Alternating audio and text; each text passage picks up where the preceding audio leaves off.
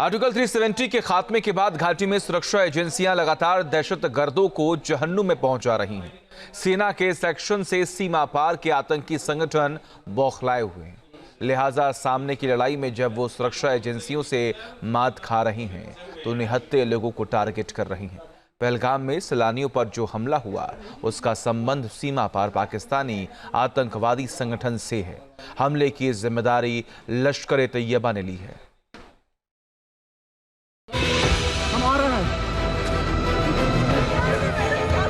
अरे मैडम, ये प्रेसिडेंट साहब आए। मैडम, ये जो भीड़ साहब है, प्रेसिडेंट, आप टेंशन मत लो। मेरे पति को बचा लो। हम बच्चे ठीक है, हम बचा देंगे। चीख पुकार और लहू में लिपटी ये तस्वीरें चीख चीख के सीमा पार से होने वाले आतंकवाद की कहानी बयां कर रही हैं।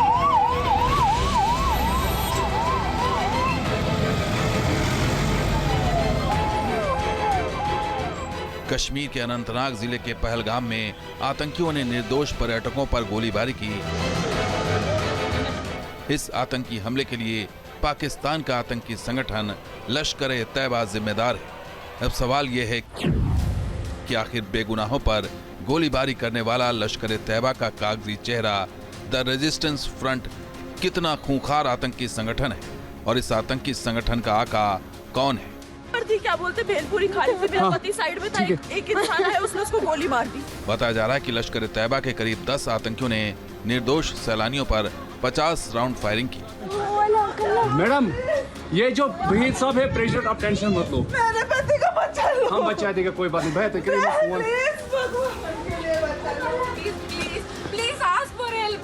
Okay, don't worry.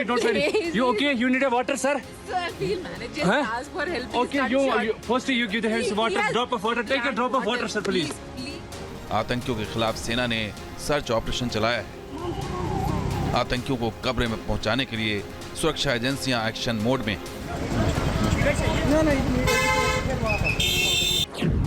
लश्कर ए तैयबा की एक शाखा है TRF।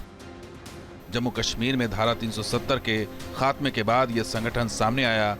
धारा 370 के खत्म होने के 6 महीने के भीतर ही लश्कर तैयबा सहित कई गुटों के आतंकवादियों को मिलाकर इस संगठन को बनाया गया।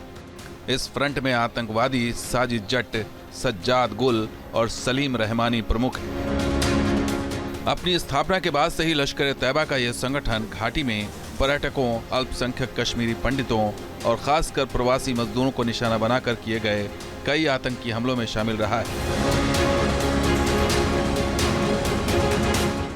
इसके अलावा द रेजिस्टेंस फ्रंट गांदेरबल जिले में एक निर्माण स्थल पर खुली गोलीबारी के लिए भी जिम्मेदार है, जिसमें 7 लोग मारे गए थे।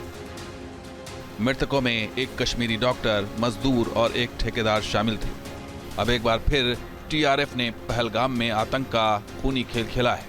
आतंकी कश्मीर में फिर से वही दौर लाना चाहते हैं जो कभी 90 के दशक में था। लश्कर के आतंकी टारगेट किलिंग पर फोकस करते हैं। वो ज्यादातर गैर कश्मीरियों को निशाना बनाते हैं। इस बार भी ऐसा ही हुआ। सैलानियों का पहले नाम पूछा, फिर गोलियों की बारिश कर दी। TRF के आतंकियों को कश्मीर की फिजा में हो रही शांति, विकास पसंद नहीं है। इनका मकसद है बाहरी राज्यों के लोग जम्मू कश्मीर में ना आए, लिहाजा ये टारगेटेड किलिंग करके टेरर का माहौल बना रहे हैं। Team news nation. इसके अलावा घाटी में अमरनाथ यात्रा के लिए रजिस्ट्रेशन चल रही है। 3 जुलाई से अमरनाथ यात्रा की शुरुआत होनी है और पहलगाम में ही अमरनाथ यात्रा का बेस कैंप है। जाहिर है कश्मीर में बड़ी साजिश चल रही है। Team news nation.